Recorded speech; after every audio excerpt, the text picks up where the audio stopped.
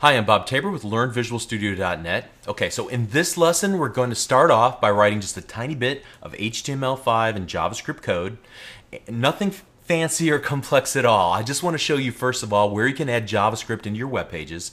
And then secondly, I want to kind of get into the workflow of writing a little code and then seeing what the result is inside of a web browser, inside of Internet Explorer. And then what we want to do is talk about what to do whenever the JavaScript examples that we're typing in and demonstrate in this series, for example, they simply don't work and you really don't know where to turn. There are actually some tools that are built into Internet Explorer that I want to demonstrate briefly that will help you find some clues so that you can kind of solve the problem on your own. Of course, if you ever get stuck, please feel free, as we mentioned in the previous video, to ask questions in the comments area below each video, and I'll answer them if I can. So once we finish this lesson, we're going to take a closer look at the examples that we write here, and I'll explain what's going on kind of behind the scenes. Now, the code is so simple that we're about to write that I'm willing to bet that you're going to be able to figure this out on your own before we even run the example without any explanation from me whatsoever. But I still think that it's beneficial as we're getting started that we provide some background information to help get you on a solid foundation, and then we can move forward from there. So our game plan in this lesson is, first of all, to set up a folder where we can save our work. We're going to set up some shortcuts in our development environment, so in our little Notepad and Internet Explorer development environment. Then we're going to create an HTML template, and we're going to make sure that it validates by using an HTML5 validator, and then we're going to start writing some JavaScript code. So here we go. Remember, pause the video, rewind it if you need to, but whatever you have to do, make sure that you follow along closely at first, because to get the most benefit out of this series or any series of videos, or even a book or what have you, you need to follow along and get your hands dirty and actually type in the code yourself. It's hands down the easiest way to learn. So as you can see, I am starting off with a relatively fresh installation of Windows 7. I also have Internet Explorer 9.0 installed. However, what I'm about to show you would work regardless of the operating system that you have currently installed. It'll work with just about any version from any web browser vendor. But still, if you want to follow along closely with me, then I highly, highly recommend that you have the most recent version of Internet Explorer installed. Alright, so what we want to do is start by creating a space for to save all of our work, and we're going to just right click on the desktop and select New Folder, and we're going to call that folder C9JS_fundamentals. Alright, fundamentals. There we go. And the C9 is for channel 9, the JS is for JavaScript, and obviously the fundamentals is for fundamentals. And so my intent here is to save all my work here, and then once I'm finished, I'm going to allow you to download all the work, all the HTML, the JavaScript files, the cascading style sheet files, any images, or any other resources that you'll need in order to follow along and complete these examples. So you can see where you can download that. If you haven't been able to find it, I actually saved the link to the JavaScript Fundamentals series here in my web browser. And so here is the channel9.msdn.com/series/javascript-fundamentals-development-4-absolute-beginners. All right, and if you go to the very first video in this series, the series introduction, and you scroll down just a little bit, you can find download the entire series source code here. And I also caught my eye just as I was going there. You can also download it from this page as well. All right, so make sure you download that and have that handy so that if code example doesn't work for you, you can take a look at the code that I've typed in and compare it to the code that you've typed in, and then make the appropriate changes so that you see whatever I'm seeing here. All right. All right. So the next thing we want to do is configure Notepad. I'm going to go ahead and just in the search bar type in Notepad. And I've already taken the liberty of doing this, but I want to show you what I've done. I went to Format, Font, and I changed the font to Courier New Bold 18. And the reason I've done that is because in the past, some people, when watching the videos that I've created on Channel 9, they've had some issues when viewing the code that I'm typing in. It comes up really small or really garbled. And so by changing the font size, I'm hoping that I'm helping you see a little bit more clearly even in that small display window, because I'm recording this in a high def format, but it's kind of compressed a little bit smaller onto the Channel 9 webpage format. So hopefully you'll be able to see when I type in the word, "This is a test." If you cannot see this, then it's possible that streaming on Channel 9 is simply not going to work for you for this series. You may want to download the videos locally. There should be some hyperlinks off to the left-hand side of this little viewing area, or I guess it's your right-hand side. It's made available for you in several high-def formats. Just download locally and then watch it from there. That's probably the best course of action. Okay, so the first thing we want to do is create a little HTML5 template so that we don't have to type in the same boilerplate HTML5 code every time we sit down to create a new JavaScript example. So let me just say this at the outset. Nothing I do here should confuse you. If you see some HTML markup that you don't recognize, or if you don't already have a firm grasp and understanding of HTML5, then I want to encourage you to watch the HTML5 and CSS Fundamental series that I also created, also available for free here on Channel 9. Okay, so let's go ahead and get started. I'm going to start with an open angle bracket exclamation mark doc type HTML. All right, and then I'm going to create an opening and closing HTML tag, and then an opening and closing head tag, and then an opening and closing body tag. And then the next thing I want to do to make sure that this document will actually validate is add a title. And we'll just make a dummy title for now that will, hopefully I'll remember to change every time that we use this template. So JavaScript example. And I don't have to do this for validation, but just to make sure that all of the examples kind of look the same, I'm going to add a h1 tag with the same dummy text that hopefully I'll remember to change for every single example. All right. So now this is the important part. We want to file, save as, and we want to change the save as type to all files. We also want to make sure that we are going to save into this c9js_fundamentals folder. So if you're not already there, navigate to it on your desktop, all right, by using the little favorites icon, or navigate through however you normally would, and make sure that you're saving into that target directory, making sure that the save as type is all files. We're going to type in template.html. And so if we forget this and we leave it as text documents, what will happen is that it will append a .txt on the end of that file name, and it will not be able to open up in Internet Explorer. Instead, it'll just open it back up in Notepad, and that's not what we want. So we want to make sure that save as type is all files, and the file name is template.html, and I'm going to click save. And then let's open up our c9js_fundamentals folder and make sure that we have our template there. You can see it recognizes it as an HTML document, which is perfect. And just to make sure this all works correctly, let's double click it and open it up in Internet Explorer. Seems to work just fine. Awesome. All right, so the next order of business then is to validate this HTML that we wrote. And there are a number of different validators out there that are available for HTML5. And the reason we're doing this is to make sure that if we've made any mistakes, we correct them here in our template so that we don't have to keep fixing that problem every time we use the template to create a new example. All right, fix it once. So the favorite, my personal favorite HTML5 validator is HTML5.validator. You see I've visited it a couple times already. HTML5.validator.nu. All right, in fact, I love it so much that I'm going to go ahead and add this as my home page. So I'm going to go to Tools, Internet Options, and on the General tab, I'm going to use the Use Current button in order to create this home page. Click OK. So now, if I ever open up Internet Explorer again, it'll open up to HTML5.validator.nu.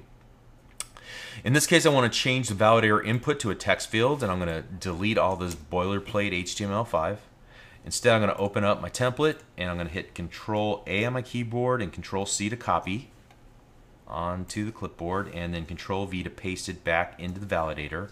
And I'm going to click Validate. Now, as you can see, I get a warning that the character encoding of this document was not declared. Ideally, you would add a meta tag char set equals UTF-8, but it's not necessary. It's just a warning. Underneath that, I get the document is valid HTML5, a little green box appearing underneath.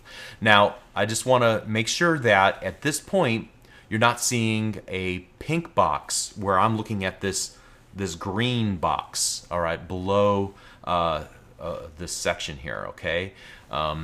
If you see a pink box, that means you have errors and you're going to need to make some fixes. You should stop the video, rewind it, watch what I've done, or download, again, the code from the C9JS fundamentals folder that we talked about a little bit earlier. Make sure that you type in the template, the HTML5 precisely. And that's probably the first admonition that I have as we get started here. Software development and web development in particular is an exercise in preciseness. When we communicate in the English language, we rely on the other person that we're communicating to kind of fill in the blanks if we leave out a detail or two, if we don't use correct speech, or perhaps when we're typing up an email, we may misspell something or we forget the punctuation, whatever the case might be. We rely on the other person to fill in the blanks and figure out what we're trying to say, right? But in software development, that is not the case. You have to be precise. And fortunately, there are tools that'll help you be precise. For example, this validator tool, we're going to look at something that's built into Internet Explorer 9.0, the F12 developer tools, in just a little bit to help us be precise and get the results that we're expecting. Okay, so at any rate, let's go ahead and move on. I'm going to close this down, and I'm actually going to close the template as well. And now we're going to start over from scratch in Notepad. So I'm opened up Notepad. I'm going to open up my C9JS fundamentals, and I'm going to drag the template file into the open Notepad, which will copy the contents into a new Notepad window, and immediately we'll want to change the name because you can see we're actually working on the template.html page. So we want to save as, make sure save as type is set to all files, and that we're targeting the C9JS underscore fundamentals folder. And here I want to type in hello world in order to create our first JavaScript example.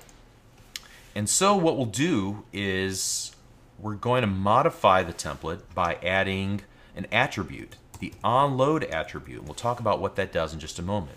But you can see I made a space after the body, typed in the word onload, all lowercase, used the equal sign, and then I'm using double quotes. You could use single quotes here, but by convention throughout the series, I'll use double quotes whenever assigning a property to the attributes that we defined inside of our HTML5. Inside of those double quotes, I'm going to type in the word alert, and immediately followed by an opening and closing parenthesis. In between the parentheses, I'm going to type in two single quotes. Inside of those single quotes, I'm going to type in the word hello, space, and then world, exclamation mark. All right, then I'm going to simply save my work, and now what I want to do is go back to our Windows Explorer and double click the hello world.html file. And you can see a couple of things happen here. First of all, we see this little error message at the bottom. Internet Explorer restricted this web page from running scripts or ActiveX controls. I can click allow block content, and when I do, we see a little alert box pop up with the word hello world, and I'm going to click the OK button, and we have now successfully created our first JavaScript program. So let's get back to that little message that we saw. I'm going to shut down Internet Explorer and then double click on hello world.html again and look at this little message. What's going on here is that Internet Explorer is trying to protect you, the user of this computer that you're currently working on, from potentially malicious scripts that are contained within the web page. So whenever you view a web page from your own local hard drive, it's automatically running with an elevated set of permissions or privileges. And therefore, the web page and the script that you write has available to it greater access to the resources on the computer than, say, a file that was downloaded from the internet, like a normal HTML page that you go to any website to view. And so Internet Explorer warns you and says that you should be aware of this. It says this could potentially be harmful. Are you willing to execute this script? Because the person who created it could be trying to do something malicious, delete files, rename files, load files on your computer. So in our case, we know what we're doing here, right? We're not going to try and delete files or overwrite files on our hard drive, right? So in our case, I want to temporarily turn this setting off. Now, if you're comfortable with turning this message off for this entire video series, then awesome. If you're not, that's fine too. You'll just need to click that Allow Block Content button every single time that you want to test your JavaScript code. Now, in my case, that gets a little bit annoying, so I'm going to change this on my computer. Feel free to follow along if you want to. I'm going to go back to the Tools menu, click Internet Options. I'm going to go to the Advanced tab at the very right-hand side. I'm going to use the scroll bar here to bounce all the way to the bottom and then bounce up just a tiny bit up to the security section here in our settings. In Internet Explorer 9.0, you'll see that Allow Active Content to Run in Files on my computer is the second option. I'm going to go ahead and check that. And if you're using a different version of Internet Explorer, it's possible that you might need to look for the same entry in a slightly different position. Furthermore, if you're using a different web browser vendor, then you have to take different steps. Or heck, you may not even see a warning message at all. Just keep that in mind. Be aware of the fact that Internet Explorer has this extra step of security integrated into it. All right, now I'm going to click OK. I'm going to close the web browser down and try this one more time. Hello world, double clicking, and we can see automatically the alert box is there with hello world. We don't get the warning. We're in good shape. All right, so I'm going to go ahead and click OK and shut this down.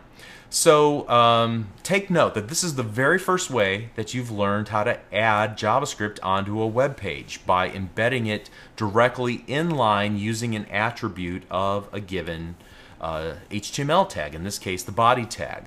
Now eventually we're going to talk about all the techniques that you can use to add JavaScript into your web pages. But let's try a second example that's a bit more practical.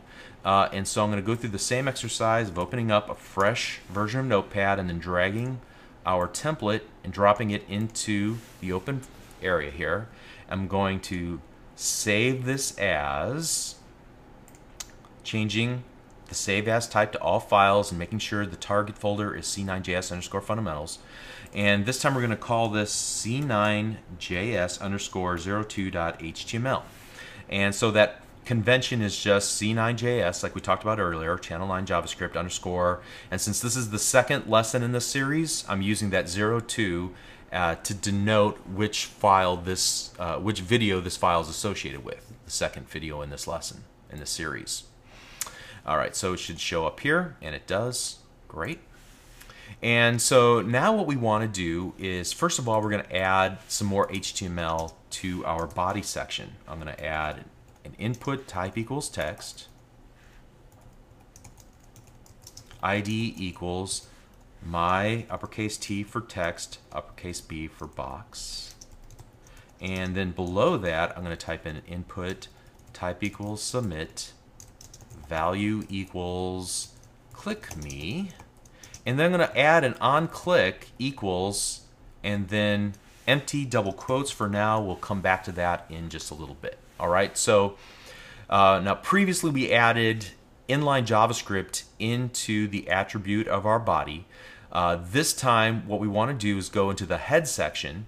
I'm going to go right underneath the title, and I'm going to add a script tag and a closing script tag, and we'll add our JavaScript here for this example. All right, and to satisfy HTML5, what we're going to need to do is also add an attribute called type equals, and inside of the double quotes I'm going to type in the type of data or information that the web browser should expect to see inside of the script tag. In this case, it'll be text / JavaScript, all lowercase, no spaces between the two. All right, and so it should expect to parse out anything that we type inside here as JavaScript. All right, and we'll talk about these concepts a little bit later in the next video. So I'm going to type my first JavaScript. I'm going to create a function, and again, we'll talk about what functions are later on. It's not really necessary that you understand what it is just now. Just make sure you follow along. So I've made some indentation here for myself. I'm going to type in function space, and I'm going to give this function a name. We're going to give it the name of substitute. And then followed immediately by an open close parentheses.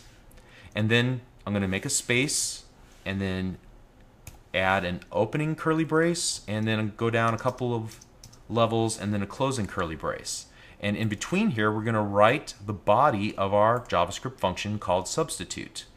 Now, you can see here that I'm paying attention to indentation levels. For example, this curly brace is going to line up with the F, and this is more for my readability than it is for Internet Explorer as it parses through and tries to execute this. I just want to be able to read this cleanly, and so I am paying close attention to indentation levels as I'm typing my JavaScript in. All right, and I would encourage you to follow the same practice here at first.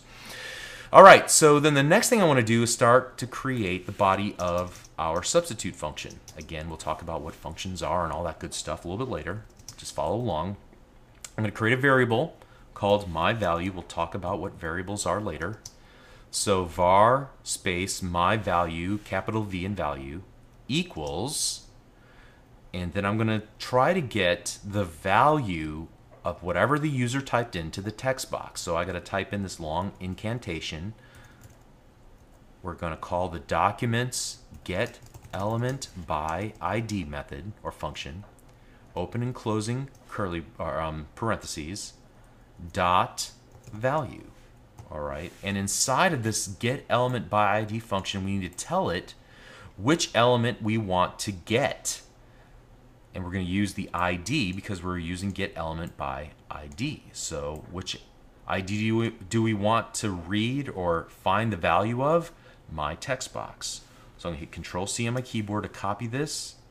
I'm going to use two single quotes inside of the get element by ID, and I'm going to paste my text box in between there. So now your code should look like that. Okay? Now the next thing I want to do as I indent my way into the function's body is check to make sure that somebody actually typed something into the text box. So I'm going to type if myValue.length is equal to 0, not the O or the capital O on the keyboard, but the number 0. All right, then, so make sure you have an opening and closing parentheses. Make sure you're using two equal sign. That's important. And this length, we'll talk about what it does later, but essentially how many characters are inside of this value that we retrieved from my text box. We're going to add an opening curly brace, go down a couple lines, indent my way over, and use a close curly brace and make sure that it lines up with the I and if, again for my own readability. And then I'm going to indent in about two more spaces and type in the word alert. We've already seen the alert in action before, right? When we created an alert to show the message hello world. In this case, we're going to give a warning to our user. And we're going to ask them, please enter a real value in the text box. All right, so we want to make sure they type something in. And then we don't want any more code to execute, so we're going to type in the word return. So just leave this function. All right, so let's just leave it at that for now. And let's save this.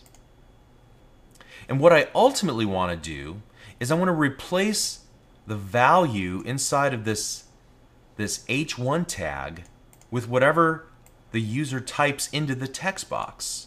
So what we're going to do is add an ID here to this h1. So I'm going to add an ID attribute equals double quotes, and we're going to give it the value of title so that I can programmatically access this h1's content.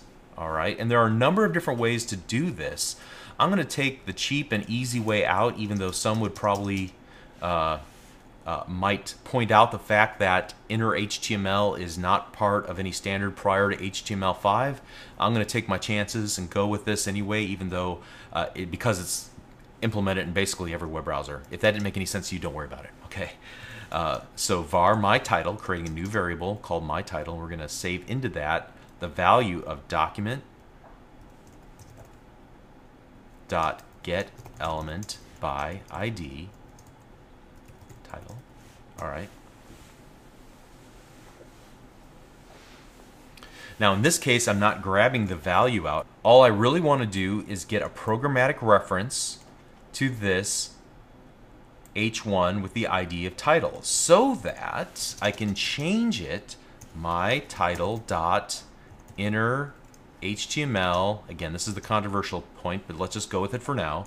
My value. So we're going to take whatever the value is that the user typed in to the text box, and we're going to substitute that value for whatever value's in the H1. Okay, so let's save this, and now let's see it in action. And we're going to see that it doesn't really work here. All right. So first of all, let's go ahead and click the Click Me button without typing anything in, and nothing happens. And that's our first sign that something's wrong. Let's go ahead and type in some letters here and click the Click Me button, and still nothing happens. Well, what's the problem? The problem is that we have this function, this code that we wrote, but we never really wired it up or hooked it up to our HTML, and that's where this onClick event comes into play. What we want to do is call substitute, open and closing parentheses. So now let's save this, go back to to our Windows Explorer and double click. And now let's click the Click Me button without typing anything in, and we get our little alert box. Please enter a real value in the text box. All right, that gives us a little encouragement that this might actually work. I'm going to type in hello world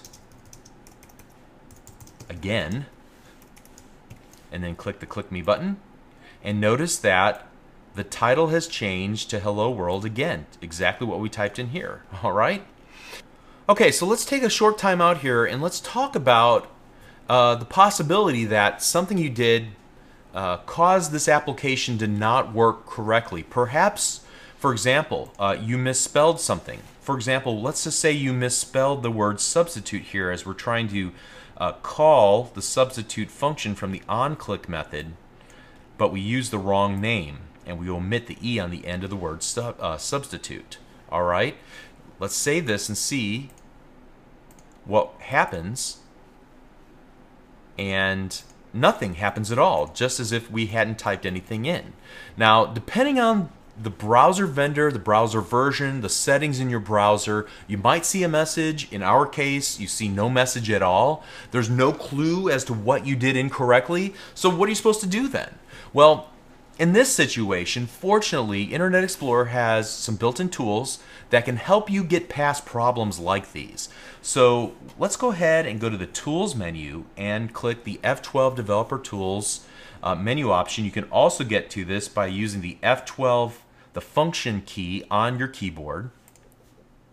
And you can see it opens up this little window in the very bottom of your web page. Now, depending on how you, whether you've used this feature before, you might see it unpinned in a separate window. That can sometimes be helpful as well. I'm going to go ahead and repin this back by clicking the little button underneath the red X, and it now is back and docked into our web page nicely. All right, and I want to go to the script tag, and you can see there's two panes now that we can see with a toolbar.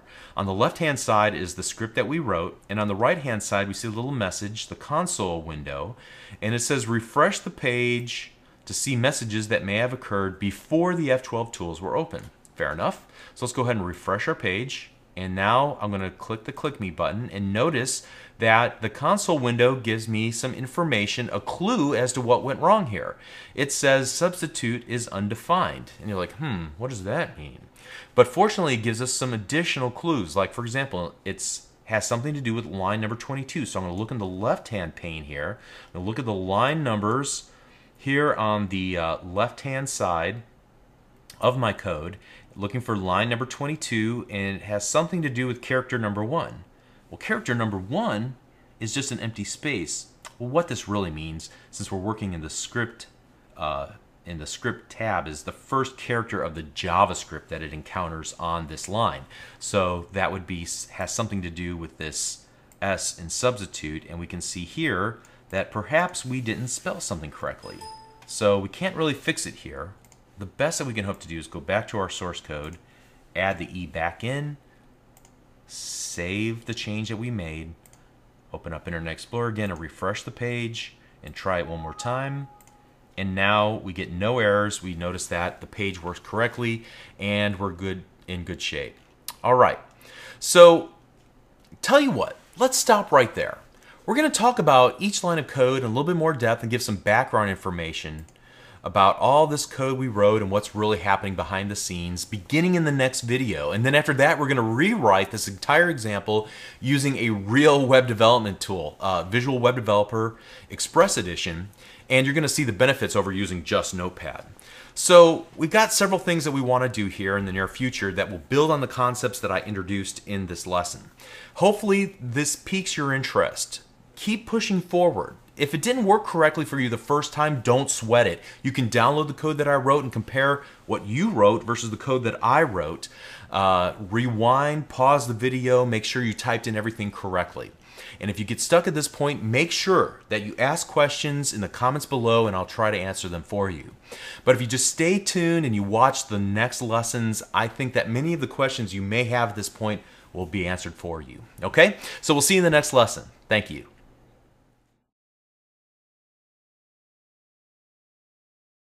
Thank you.